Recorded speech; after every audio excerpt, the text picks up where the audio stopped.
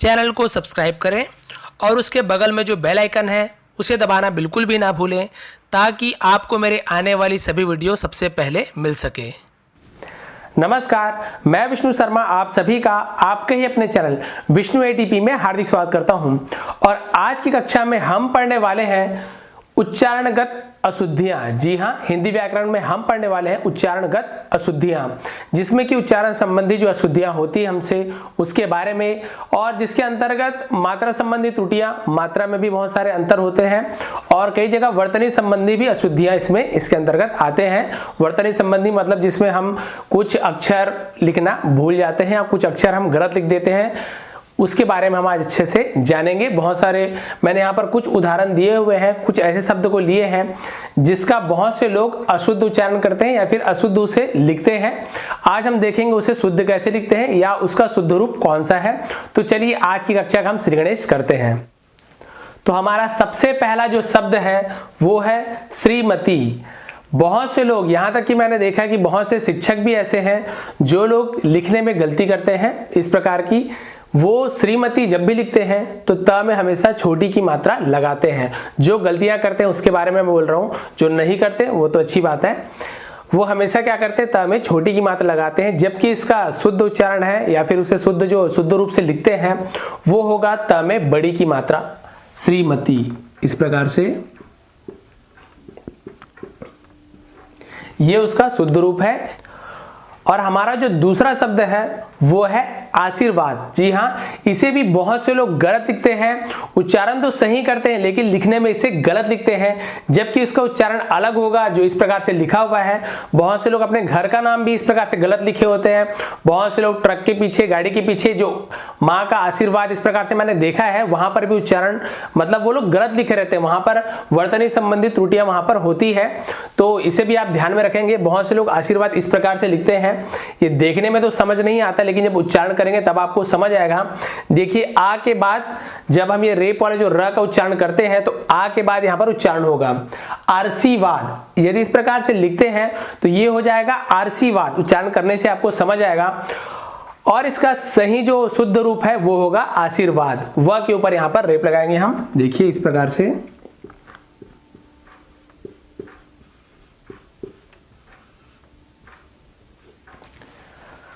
आशीर्वाद। देखिए सी के बाद र का उच्चारण होगा आशीर्वाद, आशीर्वाद। इस प्रकार से इसका उच्चारण होता है, ये उसका शुद्ध रूप है। फिर हम देखते हैं उज्जवल।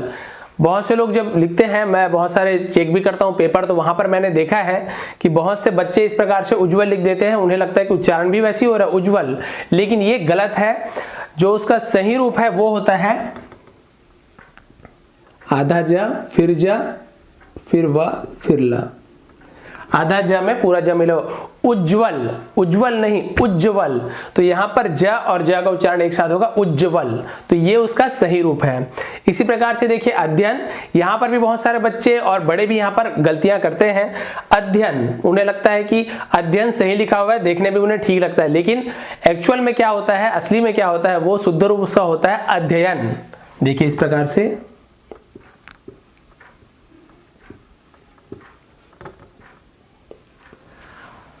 अध्ययन। यहां पर दो बार यह का उच्चारण होता है, दो बार यह लिखते हैं यहां पर। फिर देखिए स्वास्थ्य। यहां पर भी गलतियां करते हैं। मैं उन्हीं ज्यादातर जो गलतियां हैं, जो ज्यादातर जो बहुत से जो व्यक्ति हैं, बहुत से लोग हैं, बहुत से विद्यार्थी हैं, मैंने बहुत से लोगों को देखा है इस प्रकार की त्रुटियां करते हुए, इस प्रकार की गलतियां। तो उसे ही मेरे ध्यान में जो था, आज तो वही मैं लिखा हूं। और भी बहुत सारे होते हैं, उसके बारे में बाद की वीडियो में बताऊंगा। अभी आप देखेंगे स्वास्थ्य। बहुत से लोग लिखते हैं स्वास्थ्य, जबकि ये भी गलत है। ये इसका सही रूप होगा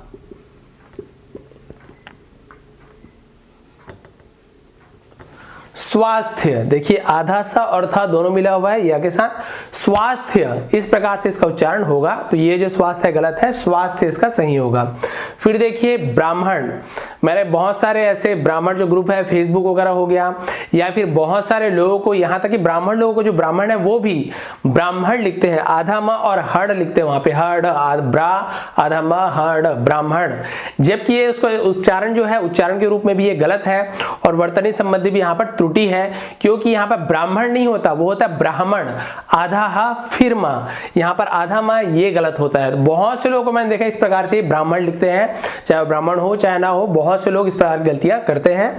तो इसका शुद्ध रूप इस प्रकार से होगा, देखिए आधा हा, इसमें माँ और फिर ड़ा, इस प्रकार से हम लिखेंगे यहाँ पर ब्राह्मण। देखिए ब्राह्मण यानी ब्रह्मा, जिस प्रकार से ब्रह्मा बना उस प्रकार से ब्राह्मण, तो यहाँ पर ब्राह्मण का उच्चारण इस प्रकार से होगा।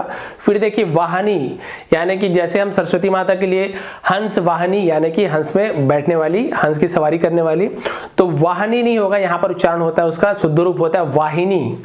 तो यहाँ पर हो जाएगा आपका वाह, हा में छोटी की मात्रा और ना में बड़ी की मात्रा, वाहिनी, हंस वाहिनी। इसी प्रकार से कवियत्री, इससे बहुत से लोगों को कंफ्यूजन होता है कि कवियत्री होगा कि कवियत्री होता है, तो इसका शुद्ध रूप होता है, एक बार आप देख लेंगे फिर आपको समझ आएगा। यहां पर होता है उसका शुद्ध रूप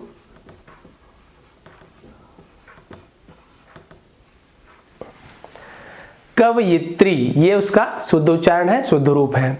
इसके बाद यहां पर भी मैंने कुछ लिखा हुआ है, आज हम शब्दों के बारे में पढ़ेंगे, अशुद्ध जो शब्द है उसका शुद्ध रूप। इसके बाद जो नेक्स्ट अगला जो वीडियो आने वाला है, अगली वीडियो, उसमें हम लोग वहां पर जो अशुद्ध वाक्य होते हैं, वाक्य संबंधी त्रुटियां, उसके हम सही रूप पढ़ेंगे। तो अभी इसको ही देखते हैं आगे। हम यहाँ पर लिखा है वापिस, तो जैसे उसने मुझे सामान वापस कर दिया, तो यहाँ पर वापस नहीं आता, इसे हम लिखते हैं वापस। ये जो वापिस है वो अशुद्ध है, यहाँ पर आएगा वापस। उसी प्रकार से दुख, पढ़ने में तो सही लग रहा है दुख, लेकिन जब इसे लिखते हैं सही रूप से तो यहाँ पर आएगा दुख। देखिए क्योंकि दु, फिर यहाँ पे विसर्ग, फिर यहाँ पे ख, दुख। इस प्रकार से दुख का जो सही रूप है हम लिखते हैं। फिर आ गया आगामी, जैसे कि मान लीजिए चुनाव के बारे में कोई बात कर रहे तो बोलते हैं आगामी चुनाव, तो आगामी नहीं होता, वो होता है आगामी, यानी कि आने वाली, आने वाला, आने वाली, तो यहां पर आएगा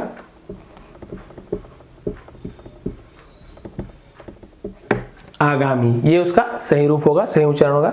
फिर कालिदास, देखिए यहां पर देखने में तो सही लग रहा है कालिदास, लेकिन जिसका सही रूप होता है कालिदास, यानी कि ला में छोटी की मात्रा, कालिदास, ये होगा ये कालिदास।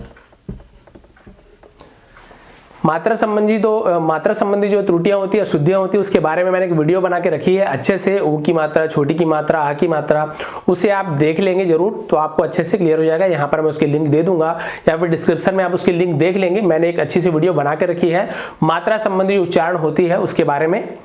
फिर यहाँ पर देखेंगे आप ज्योत्सना, यहाँ पर भी आप देखिए ज्योत्सना, पढ़ने में तो सही लग रहा है ये ज्योत्सना, लेकिन इसका भी जो शुद्ध रूप है इस प्रकार से होगा,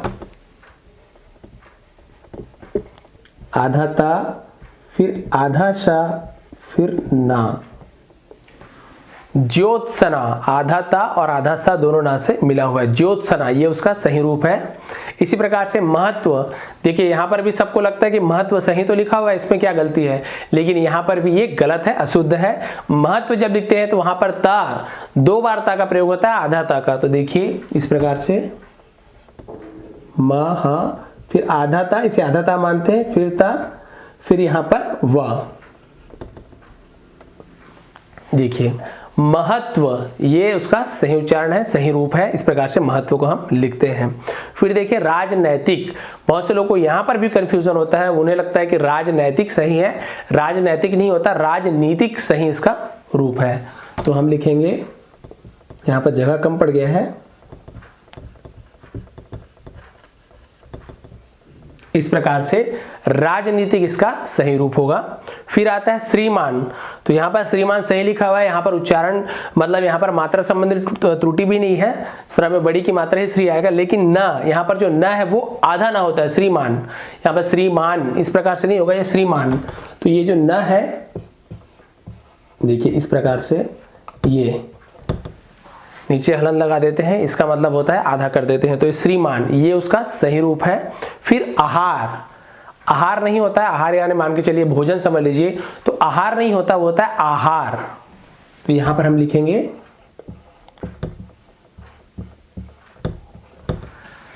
आहार। तो आपने देखा आज हमने किस प्रकार से जो मात्रा संबंधी, उच्चारण संबंधी और वर्तनी संबंधी यहाँ पर जो त्रुटियां होती हैं, और देखने में तो पता नहीं चलता, लेकिन जब उसके हम शुद्ध रूप में जाए तब हमें समझ आता है कि नहीं यहाँ पर गलतियां होती है, शुद्ध रूप इसका इस प्रकार से होता है। तो ये तो मान के चलिए हमारा पहला पाठ है। इस प्रकार से बहुत सारी और भी बहुत सारे शब्द हैं जिसमें शुद्ध और अशुद्ध मैं आपको बताऊंगा। यदि आपको ये एपिसोड आज का पसंद आया हो, आज का हमारी क्लास अच्छी लगी हो, तो आप मुझे कमेंट करेंगे, मैं अगला इसका पार्ट भी बना दूंगा।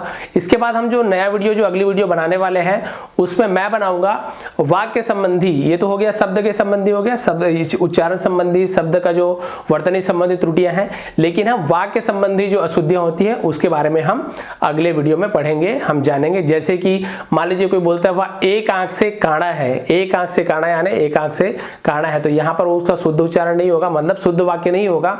वहां पर आएगी वह काना है। काना का मतलब ही होता है एक आंख से जिसे न दिखे। इसी प्रकार से आज रविवार का दिन है, तो यहाँ पर रविवार का दिन है भी लिखा हुआ है, तो वहां पर आज रविवार है, ये जो है वाक्य वो सही होगा। इस प्रकार से बहुत सारे और भी वाक्य हैं, तो उसे हम देखेंगे अगली वीडियो में। यदि आपको आज की क्लास हमारी अच्छी लगी हो, पसंद आई हो, तो आप जरूर लाइक करेंगे, ज्यादा से ज्यादा शेयर करेंगे ताकि और भी लोगों को फायदा हो सके। यदि आप मेरे चैनल पे नए हैं तो सब्सक्राइब करना ना भूलें, बगल में जो बेल आइकन है उसे जरूर दबाएं ताकि मेरी जो भी आगे आने वाली नई वीडियो है सबसे पहले आपको मिल सके। आप सभी का बहुत बहुत धन्यवाद।